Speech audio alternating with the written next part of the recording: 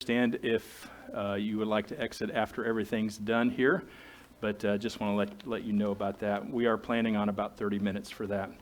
Also, it's good to hear Carrie's name mentioned twice with old in front of it. Did you catch that? Twice. The old preacher, Carrie. And he is 2 years older than me, so that's totally appropriate. I will make sure that I call him and let him know that we really like the old preacher. That's awesome. And do want to recognize that there is some colder weather. And I don't know what's wrong with the Buffalo people that they can't handle a foot of snow or so to go to a football game. So we'll have to postpone that. So anyway, there is some locked up people. We have some family up in a little city called Morton, Illinois. We're going to be watching because they're unable to get out, I was told. So welcome, Ben and Mana. It's good to see you guys. So they will be watching, So that's cool. That's what at least he told me that he was going to. So that almost counts as being in attendance. Almost. So he watches every week still. Oh, that's cool. So cool. Awesome. So welcome, Ben. I assume also Aunt Blanche from Mason, Ohio, is in that same snow area. So hello, Aunt Blanche. Love you. Anyway, yeah, it's pretty nice weather here, isn't it? Come on, seriously. Some of y'all can still wear shorts. Some of y'all. Do you?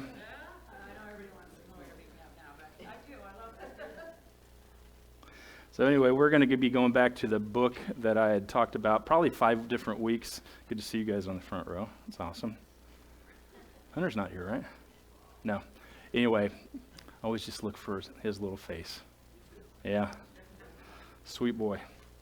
We're going to return back to the book study that I was doing called The Slumber of Christianity by Ted Decker.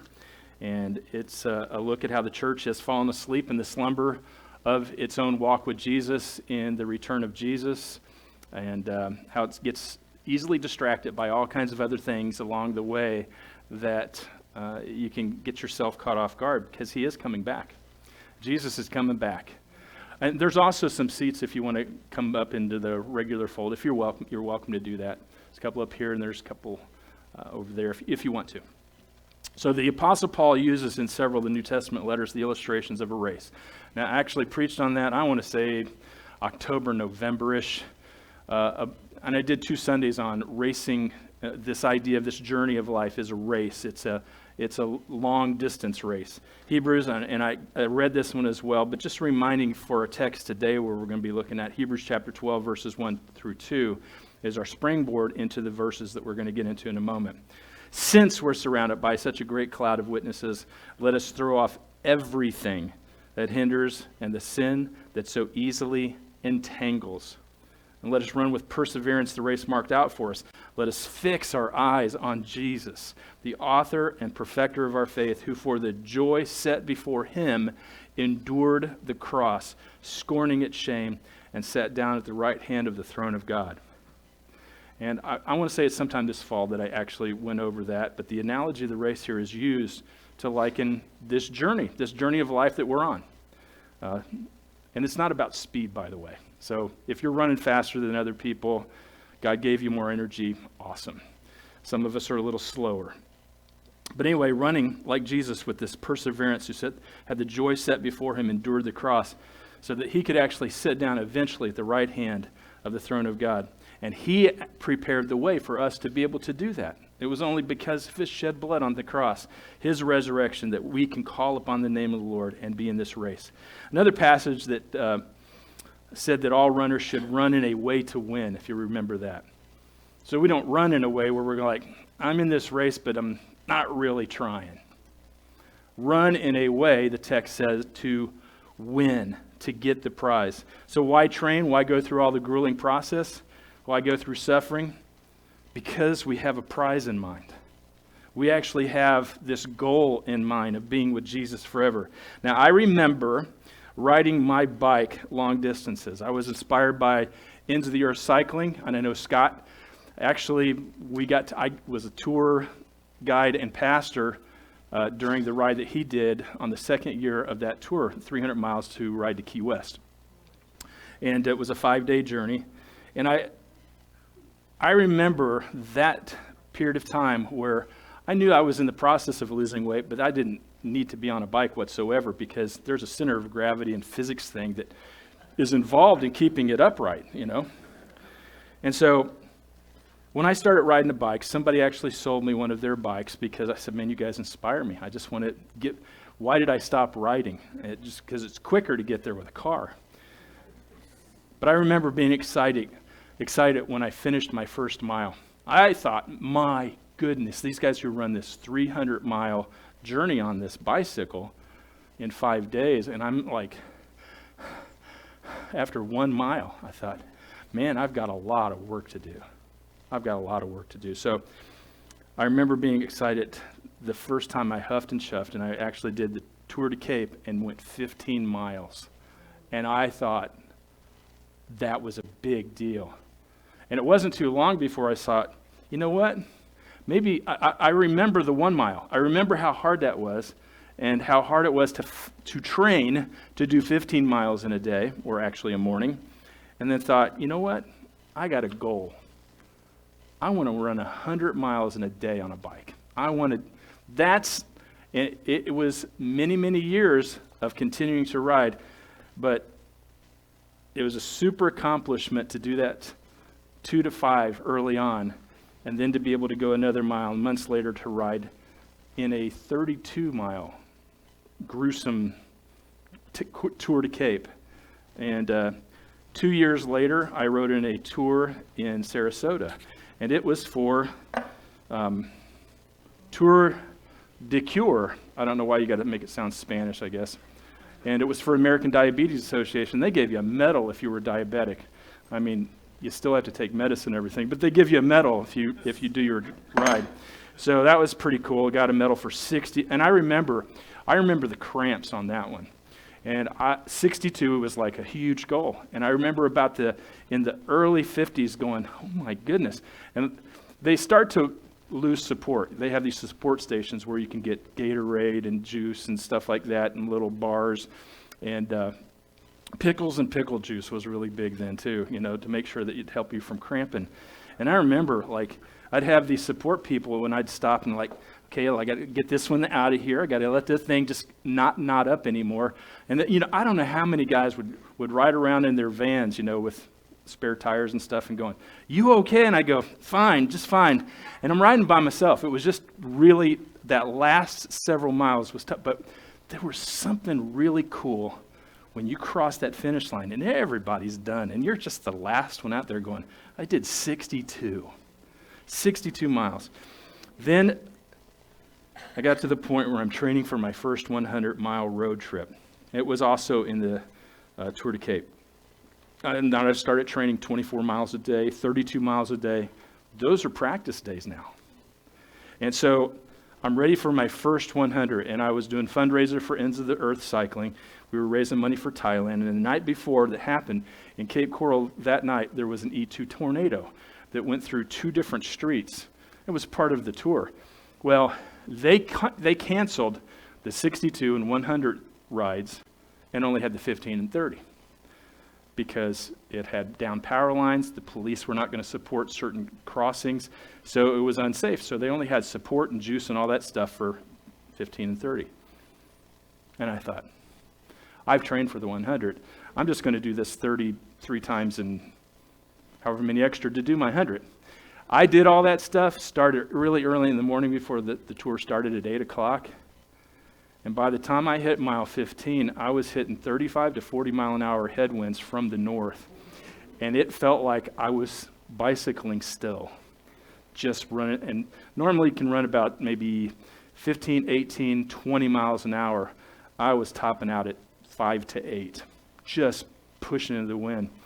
And the guy that I was riding with said, you about ready to pack it in? I go, and we were hitting mile 23 or 24, and I said, I don't think I can do anymore. I feel like I've done 50 already. So we ran about 27 miles that day. And he was really trying to be encouraging. He's done many 100-mile days. But he says, you should be very proud of what you did this morning. But see, I had in my mind 100. He says, you should be very proud. And we were packing it in around 8:30 because we started when it was dark. He says, did you know that you've done more with 27 miles than most people who are still on their couch? And I thought, well, that's a real encouragement. Okay, I'll take that. Yeah, that's pretty cool. So the next year I tried it again. I tried to get sponsors to raise money for a different mission with Ends of the Earth Cycling New Mission System. I rode with 3 other cyclists who were going to ride to encourage me because they had all done it before. And on January 21st, 2018, I reached my goal of riding 100 miles in one day. And there were many days of training. So I'm just kind of trying to tell you that it wasn't an overnight thing once you started getting a bike back when you're a big fella to be able to do this thing with a goal. And a goal is really, really important. This idea of a goal, there was training days and all those different stops of Gatorade and water and bananas and pickles and pickle juice, all of that stuff. And I don't remember a lot of those things, but I do remember making it to 100. And I'm looking at my little computer meter there, and it's like, and all the cramping, all the times I was stopped, all the time. And I don't know why the hamstring was a big deal for me, but boy, just grabbing the back of those legs and how they were just tightening up going, no, you got another 34 miles to go. Now, I don't say that to actually truly brag. It was accomplishment for me. It was an accomplishment that I had a goal, never could have ridden a mile, and just went because of the inspiration of these guys that I toured and supported with. But it was this idea of fixing your eyes, and that same illustration of fixing our eyes on Jesus, that the road and the journey is hard sometimes. And it's so easy to get our eyes off of Jesus and onto ourselves. And that's really what his book, Ted Decker's book's about, is the idea of the slumber of Christianity that says it's so easy to be in this slumber, to be in this laziness. And that's where we're going to look at our text today, being with Jesus in heaven for eternity. The teaching of the virgin's lamps is where we're going to be hanging out today. Jesus tells this parable of the story of the 10 virgins. It's really probably better translated. Now, they were probably signified as virgins because of their purity and their youth and their youngness. But rather, 10's bridesmaids is probably a better translation. But the story is about preparation and readiness. So Matthew 25, 1 through 5. We're going to start right there. Matthew 25, 1 through 5. At that time, the kingdom of heaven will be like 10 virgins who took their lamps and went out to meet the bridegroom. 5 of them were foolish and 5 were wise. The foolish ones took their lamps but did not take any oil with them. The wise, however, took oil in jars along with their lamps. The bridegroom was a long time in coming, and they all became drowsy and fell asleep. Have you ever been around a bride-to-be? I mean, I don't want to say they're nuts or anything, but there's an excitement, a craziness that has pretty much a singular focus about being married. They're infectious, they're giddy with joy for the day that is to come. And preparation almost seems like it's much bigger than the day, right? There's preparation, there's purchases, and the days are counted down. And everyone around you will know how you feel. You will share your excitement with everyone you know. So you might ask the question, why don't you just live together? Or why don't you just elope? And it's because you will miss out on the journey of hope and anticipation and build-up. Mainly because in our culture, we don't do delayed gratification very well. We don't like the idea like, I want to know, tell me what's in my Christmas package, rather than the wait. Because we want to know now. And these 10 bridesmaids are not bridesmaids in our cultural understanding. They're more likely are invited to escort the bridegroom when he comes with his bride to a celebrating parade to come to the wedding feast. That's really kind of that better picture as opposed to attendants that are standing next to the bride.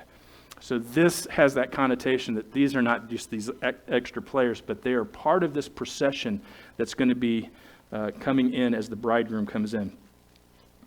So we really shouldn't take, as most parables, we shouldn't take a whole lot more out of the story than what it's really about, which is preparation and readiness.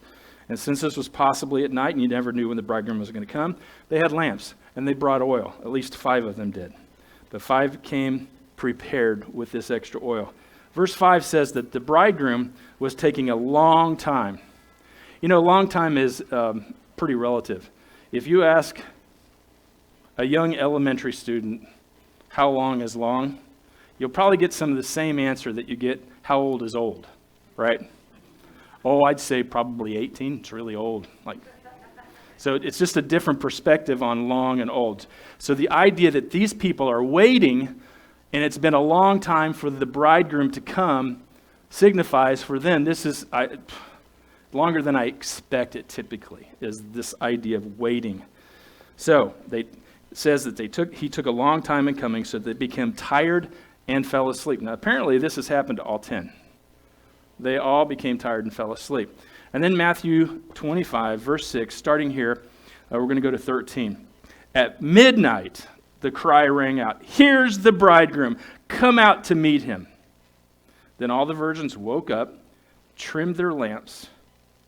Typically, if it was a small handheld lamp, you would have a wick in there, and you would have another reservoir where there's a hole where you could put oil, and the wick that came out would be the lit part. And if you've ever had any lamps growing up, that you knew that you sometimes had to take those out and trim them. They would have a burn edge and they wouldn't soak up the oil as well. So they pulled out the wicks or those things there and they trimmed them. The foolish one said to the wise, "Give us some of your oil. Our lamps are going out." Verse 9, "No," they replied, "there may not be enough for both of us and you. Instead, go to those who sell oil and buy some for yourselves." At midnight, when everybody's open. If you just take the story for what it's worth. Because Jesus does say midnight here. So anyway, but while they were on their way to buy the oil, the bridegroom arrived. The virgins who were ready went in with him to the wedding banquet, and the door was shut. Later the others also came. Sir, they said, "Open the door for us." But he replied, "I tell you the truth. This is brutal. I don't know you." Now, anytime that Jesus uses this idea of saying to people who think that they know him, and he says, "I don't know you," that's a big deal. He says that later in 25 here, when he's talking about separating the sheep from the goats. "Go away from me. When did we see you tired and hungry and poor? Get away from me. I never knew you." It's an amazing, amazing sentence here. And so we see this idea of not knowing you, and he says, "Therefore keep watch, because you do not know the day or the hour." In the middle of the night, the 10 bridesmaids were awakened with a loud announcement of the coming bridegroom. And as they wiped eye boogers out of their eyes, by the way, don't you? I thought everybody did. Anyway, they all realized that their wicks needed to be trimmed, and in their lamps but the 5 foolish ones ran out of oil. The 5 wise bridesmaids only had enough oil for the bridegroom's procession, so the foolish ones went out to buy oil in the middle of the night. Obviously not a very successful venture. In the first century wedding proposal, a dowry or a payment for the bride would be asked by the bride's father. Then the groom would pay whatever the price for the opportunity to get married to the bride and become one flesh. Now, our son Adam married a daughter of a missionary from the Middle East. There were these ancient customs of the demand of dowry to the groom to the bride's father. Well, they actually played that out on the pre-night in the church basement. We got to role play that, even though everything was set and everything. But they role played a Middle Eastern custom and of the basement of the church where he was to be married. A little history and a little fun. It was the night before the wedding. It was 2015. Both families were in the basement of the church, and this was up north in a little state called Illinois. We were all drinking Turkish tea. because it was part of the custom. It is really pretty stout tea, very, very hot. And in a role play, Adam's future father-in-law proposed to Adam how valuable his daughter was. Oh, you're marrying a fine woman. She's going to cost you a lot. And he was playing it up pretty big time. He was enjoying that part. And he says, Adam, I'm asking 3. No, I'm asking 4 camels for my daughter. My son gets out his checkbook. He starts writing. He goes, whoosh, tears up, he goes, slams on the table, says, I am giving you 10 camels and not 1 camel less because she's worth it. Now, I'm telling you, Ellie was like, just that was a beautiful moment. And I was like, and so then I had to get coached on what the next move was, because I didn't know the next move. So future father-in-law looks at me and goes, well, everything will be sealed by the father of the groom when he then sips his Turkish tea. I was like, oh. And so I've got this cup of it's a little bitty glass, I've got this little cup of hot Turkish tea, and I thought, well, let me just make it more dramatic, because that was pretty cool. And I just chugged the entire hot tea and slammed the cup down, and everybody just howled and was clapping. It was just wonderful. This celebration of this idea that I'm paying a price. And that is part of this first century custom, this idea of paying a price, that the father of the bride would say, this is what it's going to take if you want my daughter. And so they were to be married. And in the first century, that payment was agreed upon. It was paid, and the groom would go off and, prepare a home or a household and even build it for his new bride, and many times take a year. I'm pledged to be, this is a place, by the way, where Joseph would have pledged and paid the dowry to Mary, the mother of Jesus, when in that period of time she became pregnant by the Holy Spirit. So he is probably preparing the place, and then like, oh, you're pregnant. So that was this issue of divorce her quietly, because the idea of the proposal part was much bigger than it is in our culture today. It was a big covenant preparation. And so anyway, so the payment would be made, the groom was done, and he would go to prepare a place. You realize the imagery that we're living in now, all the imagery that's used in the text, especially in the New Testament, to wedding, to marriage, to bride, bridegroom, everything that we get to experience here is all this foretaste of Jesus preparing a place for us when he returns to take his bride to what? To go to the wedding feast and to consummate our marriage. You think this consummation thing's a big deal here? Foretaste of being with Jesus forever. I mean, this is, and see, he gives you these pictures. He gives you this physical illustration that we get to walk through to go, oh, this is only the small stuff. By the way, your wives and your husbands are not small stuff, but the idea that this is really this foretaste of something much bigger in eternity. It's huge. So the imagery of this first century church would have understood this, that there was a payment to be paid. He paid it upon the cross. It needed perfect shed blood. The Father demanded perfect shed blood, all set up because the Old Testament, the Mosaic law set this all up so that you would go, oh, yeah, of course there's the shedding of blood. So there wouldn't be too much of a stretch to go perfect blood. Oh, the perfect Son of God giving us his life, his blood for our payment, for our sin that we could never pay. And he paid it. And now he's preparing a place for us to come back for us, his bride, the church. It's a beautiful picture. It really is. So, John 14, of course you know this verse, 1-3. Jesus says to his disciples, do not let your hearts be troubled. Trust in God. Trust also in me. In my Father's house there's many rooms. If it were not so, I would have told you. I'm going there to prepare a place for you. And if I go and prepare a place for you, I will come back and take you to be with me, that you also may be where I am. We're in this part of waiting right now. That's where we're at. I mean, if you understand first century New Testament Christianity and marriage culture, we're in this analogy of waiting. We are the bridesmaids waiting with our lamps trimmed and burning. Secondly, this oil of hope is the picture that I'd like to paint for you. This picture of Jesus, the bridegroom, being gone for a long time. And this story illustrates of a long time and a falling asleep of bridesmaids, which are so applicable for us today, how distracted and how maybe even lazy we can be waiting for Jesus to come back and go, what are you doing? What are you doing in your waiting? Remember many years ago, been here 5 years, it looked many years ago. Anyway, several years ago, preaching on, there was 6 sermons on waiting. And one of the points that we had talked about in those series was that waiting is very active. Because we don't think of waiting, well, when we think of waiting, we think of maybe waiting in the Disney line that will take 2 hours to get to that ride. Or we think of waiting in the doctor's office. My goodness, that's a waiting that we usually, nobody normally has an anticipation. Can't wait to see the doctor. So it's a different kind of waiting. We're waiting with anticipation for Jesus to come back. It should be an active waiting that we're in preparation for his return.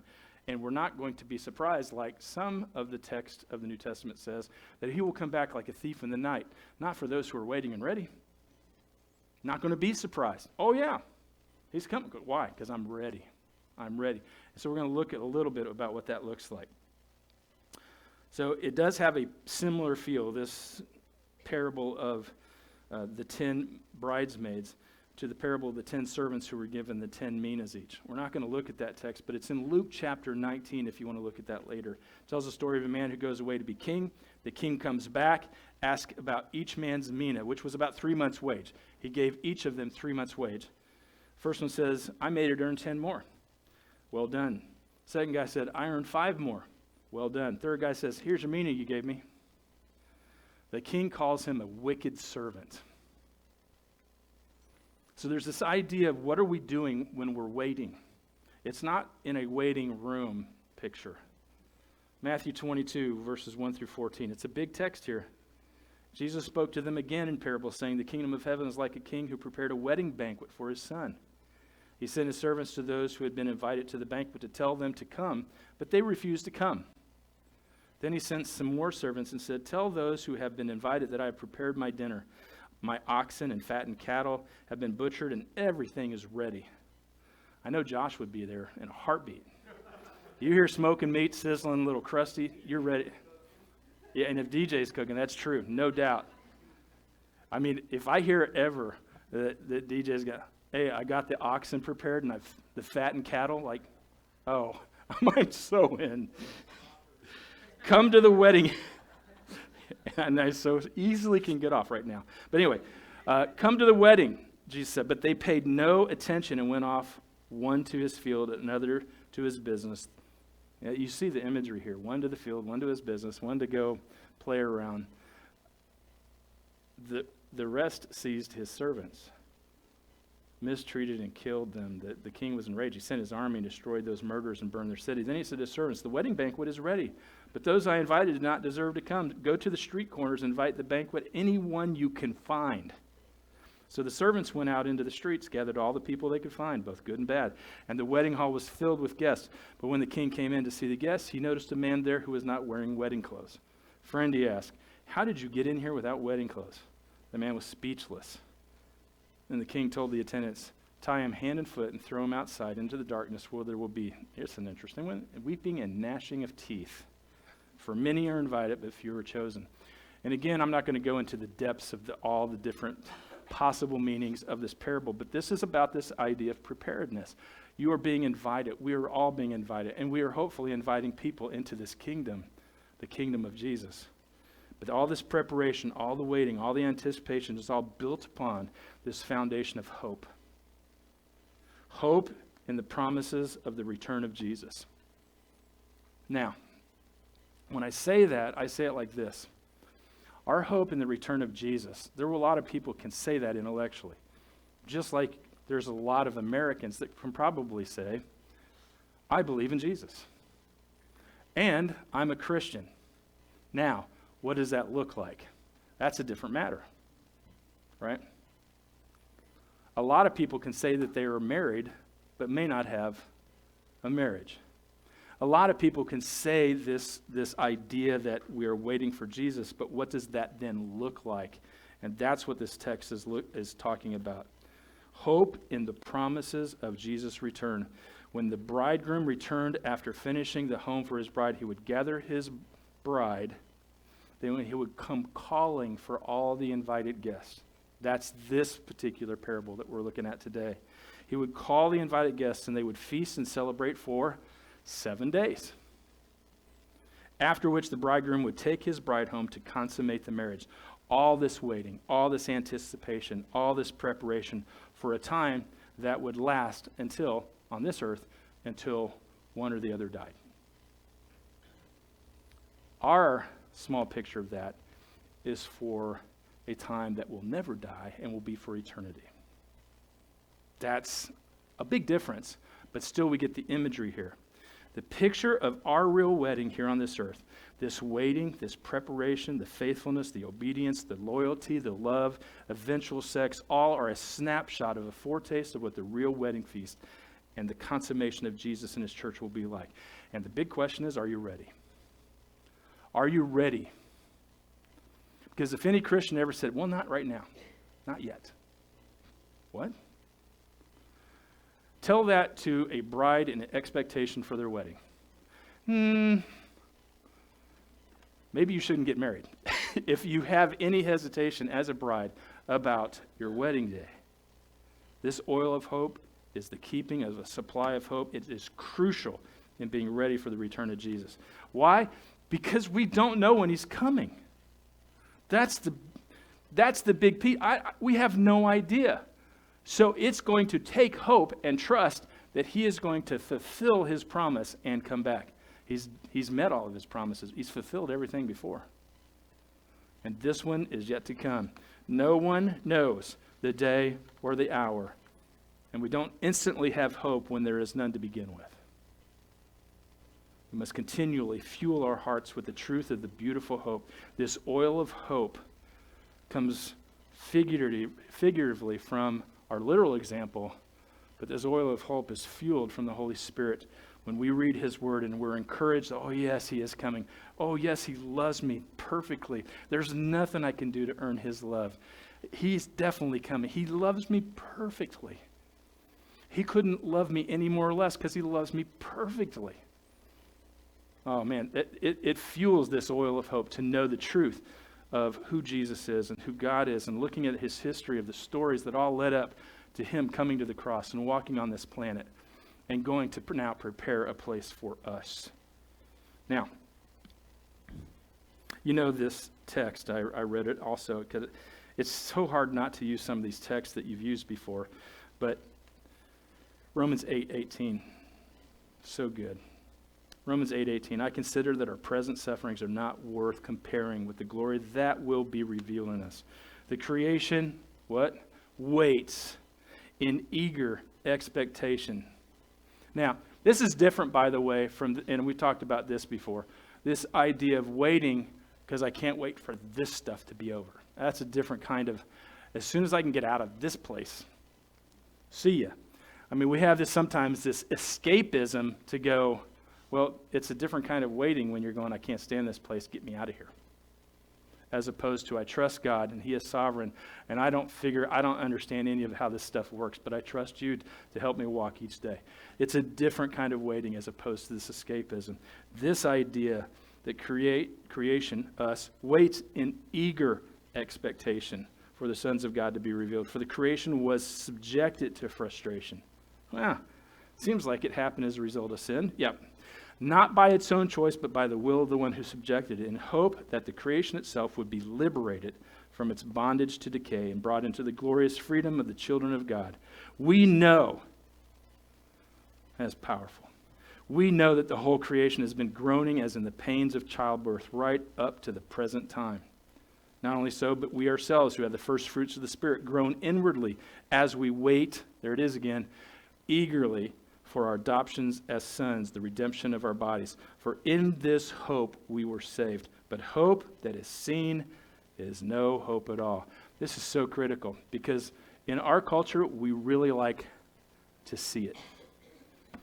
We really like to do a Thomas on everything. Not until I see the scars in his hands and then I'll believe it. And this thing about faith is a really big difference maker, and it has hope all dripping with it. But if we hope, he basically says the hope that is seen is no hope at all. Who hopes for what he already has? You already got it. Why would you hope for what you already have? But if we hope for what we do not yet have, we wait for it patiently. That's a beautiful text. I think this is a good reread every once in a while. Just going back to Romans and looking at 8. Did you know the only difference between the wise and the foolish bridesmaids? The amount of oil. They both fell asleep. They both got tired. They both waited a long time. They both are waiting for the bridegroom. Why would Jesus teach this parable about this idea, well, we'll just have more oil? It was that simple. Everybody had more oil. But this oil of expectation is huge and a difference maker. The amount of oil, you see, the hope that is accompanied by living with a life of expectation then dictates how I'm going to live now. If I live with the hope of expectation of Jesus' return and everything's marked with that, by the way, sometimes we get a little taste of that when you get a terminal diagnosis. I've got 10 days left to live. I will live with purpose. I will see people that I haven't seen in a long time. I'm going to go visit family that I maybe, right? That expectation right there. You don't know when he's coming back. Same thing. Maybe somebody gave you some days about how much you got left. Oh, okay, well, now you've got some kind of physical marker. The deal is you don't know whether you've got this afternoon or not. When you know that and you live with an eager expectation, you live differently. Isn't that cool? I think it's cool. How you live with the expectation of Jesus' return makes the difference in every aspect, in every decision, in every move that you make matters then. And then you talk about, well, I just need to waste the time today. Well, there's not wasted in resting, by the way. And so I don't mean that you're just awake 24 hours a day. The idea that there is rest involved here, but how even rest? That we actually rest with purpose, with taking pieces of time off to be able to restore so that we can still be about this. And his thought of expectation that he could return while I'm resting, yeah, we're ready. We're ready with eager expectation. Well, not during vacation. Oh yeah, come. Come, Lord Jesus, come right now. Well, not at this particular time because I've got real big plans for Saturday. And you go, now, I'm ready. You see how that makes a difference in everything that you think and that you do with an eager expectation. And that is the difference between having the oil of hope and you're ready because I'm always constantly in the Word, serving, worshiping, praying, expecting. Yeah, I could stop. That's pretty good. Anyway, J.B. Phillips. Why not pull J.B. out, right? Matthew 24:42. You must be on the alert then, for you do not know when your master is coming. So, there's an old song. Old meaning 1928 is when it was written. Okay? 1928, a guy named Blind Willie Johnson. Some of you may have known some of his works. He got blinded supposedly because of a fight between his mother and her second husband, and she ended up not wanting him to see. This is supposedly what happened in all the texts in Encyclopedia Britannica,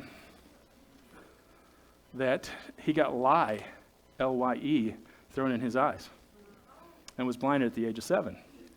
And so he ended up being a street evangelist. If you see any pictures of him, he has a cup here that's kind of roped onto the end of his guitar, and he would play on the streets and sing for money. And he would evangelize, and he would tell people about Jesus. And so he wrote this song called Trimmed and Burnin'. And it has been recorded, 50 different artists have recorded that song. There's also one that he wrote called Nobody's Fault But Mine. You may have heard it by Led Zeppelin. Blind Willie Johnson wrote that song.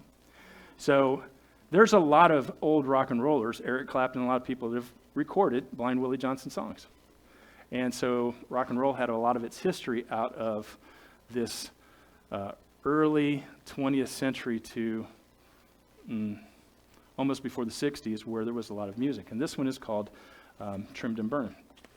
So I'll try to do this here.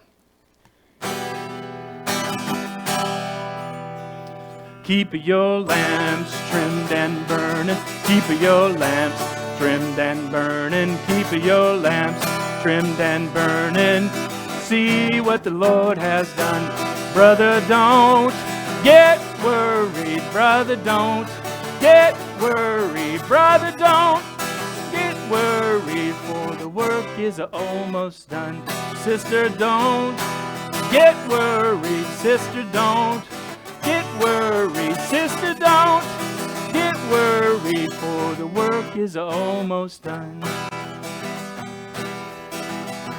Heaven's journey on before us. Heaven's journey on before us. Heaven's journey on before us. See what the Lord has done.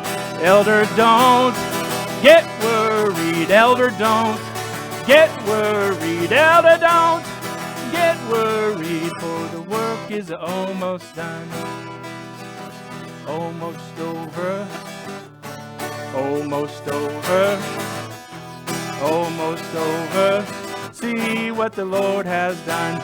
Brother, don't get worried. Brother, don't get worried. Brother, don't get worried, for the work is almost done. So keep your lamps trimmed and burning. Keep your lamps trimmed and burning. Keep your lamps trimmed and burning. See what the Lord has done. Sister, don't get worried. Brother, don't get worried. Elder, don't get worried, for the work is almost done. Oh yeah, that was Blind Willie Johnson did that. So one of the reasons that you get the toleration of actually hearing that live is because we can't record on this with recorded music. So he sounds better, but when it's 1928 with an old 78 record, it's further hard to hear. Anyway, this oil of hope. You see, the hope is a portal that you see through to understand and see and understand this idea of hope. And you know what a portal is. It's be able to see out of a hole here. That which is promised, that which is eternal, and that which is not here yet. And I know sometimes all we can see is the window dressing of the world. And all we can see sometimes is the pain and all of the stuff that we don't have or the things that are unfair, and, make the list. This world, when you stare at the window dressing of it, will leave you dejected. It will leave you hopeless and in fear and a worrier. But without the crushing and the pressing and the trials and resistance, you don't have real hope. Because that's how oil is produced. Crushing seeds and nuts and all this. Why? To get this precious oil.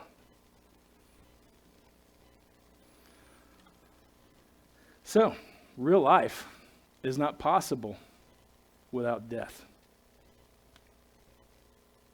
And because of the death of Jesus, we actually now have life. And we will have life one day when we die. It's a mixed up world, but in Jesus it totally makes sense. The old writing will become true. 1 Corinthians chapter 15. All of 15 is good. The saying that is written will come true. That's in the text. Death has been swallowed up in victory. Where, O death? This old song here. Where, O death, is your victory? Where, O death, is your sting? The sting of death is sin, and the power of sin is the law, but thanks be to God. He gives us the victory through our Lord Jesus Christ. Therefore, my dear brother, stand firm. Let nothing move you. Always give yourself fully to the work of the Lord, because you know that your labor in the Lord is not in vain. we all have this Holy Spirit and the scriptures that give us hope. What are we going to focus on? What are we going to feed ourselves on? What are we going to carry ourselves on? If it's not hope in Jesus, it is pretty shallow stuff of this world. We have been given everything that we need. Everything that we need. We're not without. So all the things that you think of on the earth that you're without, get used to it. You'll be without a lot of stuff here. And there will always be people that will have more of this stuff on earth. Always, always, always, always. And there will always be people that have less than you. Always, always, always. And the deal is we have everything that we need in Christ. And so therefore there is a hope that we not only have, but can freely share with people who have no hope. If you need to surrender today to Jesus fully, to find life and hope in a relationship with the living God, you are free to come forward this time. If you need to be baptized, if you need prayer, you would like to join this fellowship, you are always welcome as we stand and sing right now. Let's stand up and let's respond in worship.